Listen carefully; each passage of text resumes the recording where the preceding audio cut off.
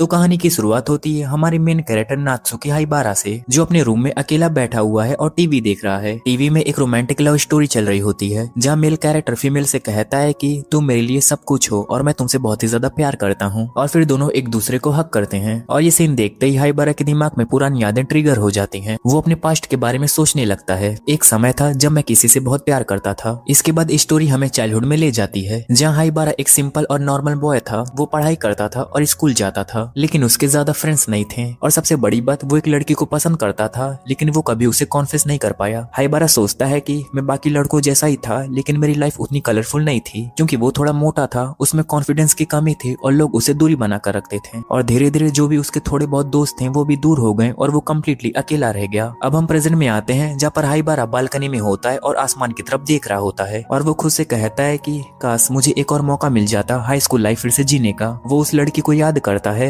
होशिमिया, जिसे वो one sided love करता था। एक पल ऐसा आता है जहाँ पर हाइबारा अपना फोन निकालता है और उसकी आईडी सर्च करने लगता है, लेकिन फिर वो रुक जाता है और वो कहता है क्या फायदा, शायद अब उसके पास और कोई होगा। और फिर वो अपना फोन बंद कर देता है। वो फिर से आसमान की तरफ देखने लगता है और वो सोचता है मैं खुश हूं अपनी लाइफ से, लेकिन अगर मुझे एक और चांस मिल जाता तो मैं सब कुछ बदल के रख देता। हमें उसके अंदर का रिग्रेट साफ दिखाई देता है। फिर अगली सुबह जब उसकी आंख खुलती है तो कुछ अजीब होता है। वो उठता है, शीशे में देखता है और पूरी तरह शॉक हो जाता है। वो वापस अपने चाइल्डहुड बॉडी में आ चुका है। वो अपने चेहरे को छूकर देखता है और वो कहता है ये कैसे पॉसिबल है। वही पुराना फेस, वही मोटा बॉडी, मतलब वो सच में पास्ट में वापस आ चुका है। और जैसे ही हाइबारा मिरर में खुद को देखता है वो कम्प्लीटली शॉक हो जाता है। वो खुद से कहता है कि ये क्या हो रहा है, क्या मैं सपना देख रहा हूँ। इतना कहते वो अपना बैलेंस लूज करता है और सीधे नीचे गिर जाता है। वो जमीन पर पड़े पड़े सोचने लगता है कि अगर ये सपना है तो ये इतना ज्यादा रियल क्यों लग रहा है। तभी कमरे का दरवाजा खुलता है और अंदर आती है उसकी छोटी बहन नामिका। वो घबरा कर कहती है कि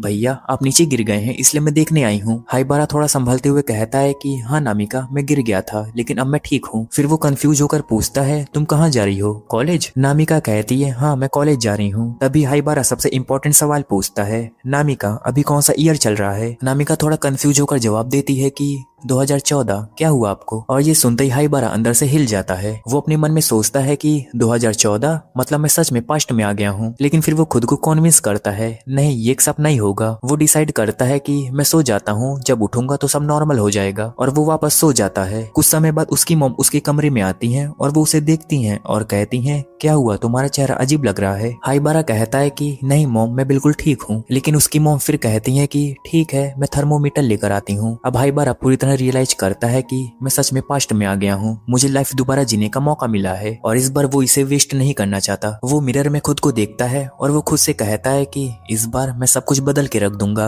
अपना लुक, अपनी बॉडी और अपनी लाइफ। और सबसे इम्पोर्टेंट बात, मैं होशिमिया को अपने पास लेकर आऊंगा। वो तुरंत अपना ट्रैक सूट पहनता है, लेकिन उसका पेट बीच में आ जाता है। लेकिन फिर भी वो जबरदस्ती सूट पहन लेता है, क्योंकि उसने डिसाइड कर लिया है कि मैं अब खुद को चेंज करके रहूंगा। जिसके बाद वो रनिंग शुरू करता है और थोड़ी देर दौड़ता है और फिर थक जाता है। फिर वो बैठता है, फिर वापस दौड़ने लगता है। उसे समझ आता है कि वेट लॉस करना इजी नहीं है। उसके पास सिर्फ 3-4 महीने हैं, क्योंकि उसे अपनी स्कूल लाइफ को बदलना है। वो खुद से कहता है कि मेरी पिछली टीनेज लाइफ पूरी अंधकार में थी, लेकिन इस बार मैं अपनी लाइफ को पूरी तरह बदल दूंगा। वो छोटे छोटे चेंजेस शुरू करता है, जैसे कि ग्लासेस हटाकर कॉन्टेक्ट लेंसेस लगाता है। वो डेली वर्कआउट करता है और खुद की पर्सनैलिटी को इम्प्रूव करता है। अब 1 महीने के बाद उसकी बहन नामिका उसे देखने आती है और वो उसे देखकर पूरी तरह चौंक जाती है। वो कहती है कि ये इतना चेंज कैसे हो गया। जिसके बाद यहाँ पर हमें एक स्ट्रॉन्ग मैसेज मिलता है, अगर डिटर्मिनेशन स्ट्रॉन्ग हो तो इंसान खुद को पूरी तरह बदल सकता है, लेकिन रोज मेहनत करनी पड़ती है और फोकस रहना पड़ता है। अब हम देखते हैं कि हाइबारा अपनी न्यू लाइफ को सीरियसली ले चुका है और वो रोज की तरह फिर से रनिंग के लिए निकलता है। वो पार्क में दौड़ रहा होता है पूरी डेडिकेशन के साथ। तभी वहाँ पर एक लड़की आती है और ये उसकी चाइल्डहुड फ्रेंड होती है, जो पहले उसे थोड़ी बहुत बात कर लिया करती थी। वो उसे ध्यान से देखती है और वो थोड़ी कंफ्यूज होकर पूछती है क्या मैंने तुम्हें कहीं देखा है? हाइबारा स्माइल के साथ कहता है कि हाँ तुमने मुझे देखा है, हम दोनों एक ही स्कूल में पढ़ते थे और मेरा नाम है नात्सुकी हाइबारा। ये सुनकर वो लड़की एकदम चौंक जाती है और वो कहती है अरे तुम तो बिल्कुल बदल गए हो। वो उसे ऊपर से नीचे तक देखती है और वो कहती है आजकल तुम क्या कर रहे हो? हाइबारा जवाब देता है कि मैं स्ट्रेंथ ट्रेनिंग कर रहा हूँ। यहाँ पर हाइबारा को याद आता है कि जब पहले उसके कोई दोस्त नहीं थे तब ये लड़की उसे कभी कभार बात कर लिया करती थी, लेकिन अब वही लड़की खुद आकर बात कर रही है। वो लड़की आगे कहती है कि तुम अब काफी ज्यादा स्मार्ट लग रहे हो, मुझे तो पहले से ही पता था कि तुम आगे जाकर कुछ ऐसा ही करोगे। तुम बाकी बच्चों बच्चों जैसे नहीं थे,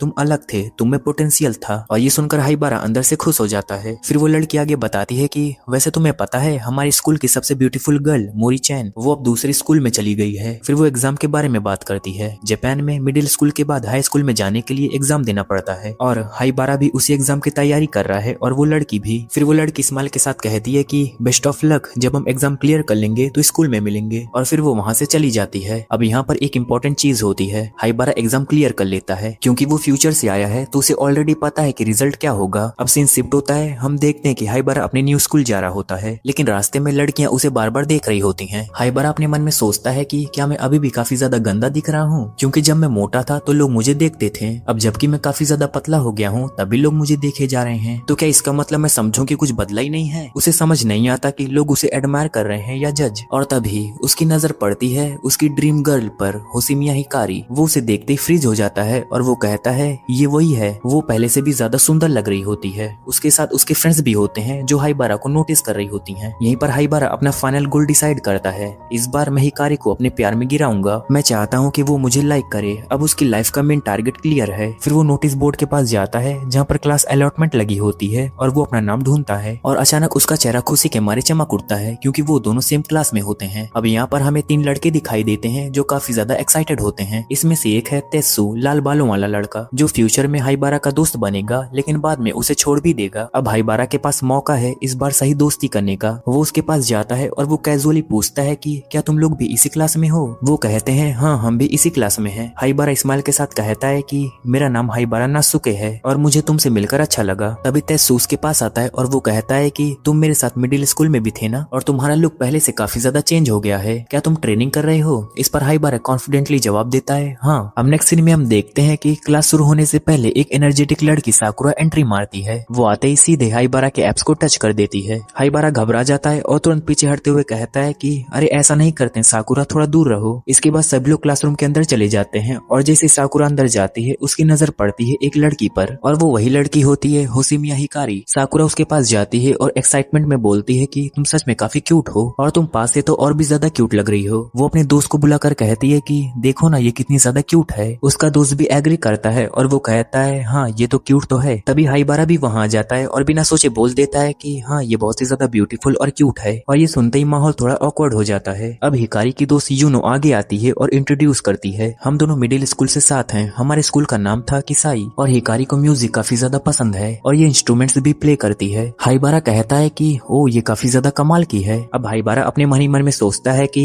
देखो आते ही हिकारी ने सबको दोस्त बना लिया, वो इतनी ज्यादा क्यूट है कि लोग खुद ही अट्रैक्ट हो जाते हैं। यूनो आगे बताती है कि इसे लिटरेचर पढ़ना काफी पसंद है और ये मेरी बेस्ट फ्रेंड है। अब जब साकुरा उसे क्यूट बोलती है तो हिकारी स्माइल करने लगती है और हल्का सा ब्लश भी करती है, लेकिन असली रीजन है हाइबारा का कॉम्प्लीमेंट। यूनो नोटिस करती है कि पहली बार हिकारी ऐसे ब्लश कर रही है, इसका मतलब क्लियर है हिकारी भी अंदर ही अंदर हाइबारा को नोटिस कर रही है। अब टीचर कहते हैं कि सभी लोग अपना इंट्रोडक्शन दें। फिर हाइबारा को अपना पास्ट याद आता है जहाँ उसने और कॉन्फिडेंट में बोल दिया था कि मैं बास्केटबॉल टीम ज्वाइन करूंगा और कैप्टन बनूंगा, लेकिन उसकी बॉडी उस टाइम सपोर्ट नहीं करती थी तो क्लास ने उसे सीरियसली नहीं लिया। इस बार हाइबारा डिसाइड करता है कि मैं सिंपल और नॉर्मल इंट्रोडक्शन दूंगा। अब क्लास खत्म होने के बाद उसके दोस्त कहते हैं कि चलो क्लब्स एक्सप्लोर करते हैं। सबसे पहले वो लिटरेचर क्लब में जाते हैं और हिकारी आगे बढ़कर पोलाइटली पूछती है कि हम क्लब के बारे में और भी ज्यादा जान सकते हैं, और उसकी क्यूटनेस की वजह से क्लब मेंबर्स तुरंत खुश हो जाते हैं। अब सब डिटेल में एक्सप्लेन करने लगते हैं। इसके बाद वो लोग फुटबॉल ग्राउंड पर जाते हैं जहाँ पर प्लेयर्स प्रैक्टिस कर रहे होते हैं और यहाँ पर कुछ लड़के तेत्सु को पहचान लेते हैं क्योंकि वो पहले से काफी अच्छा प्लेयर रह चुका है। फिर वो बास्केटबॉल कोर्ट जाते हैं जहाँ पर मैच चल रहा होता है और सभी लोग डिफरेंट स्पोर्ट्स एक्सप्लोर कर रहे होते हैं। यहाँ पर साकुरा अपनी बॉडी को लेकर कॉम्प्लीमेंट करती है। वो कहती है कि ये तो मेरे छोटे छोटे हैं, कभी बड़े नहीं होते, इनमें पोटेंशियल तो है पर ग्रो ही नहीं कर रहे हैं। और ये कहकर वो ऑलमोस्ट रोने लगती है। इधर तेत्सु अपने दोस्त के साथ जाता है और वो कहता है चलो मेरे साथ गेम खेलते हैं। तभी एक लड़की हाइबारा के पास आती है जिसका नाम मोरी होता है और वो पूछती है हाइबारा तुम कैसे हो? हाइबारा थोड़ा चौंक जाता है और वो कहता है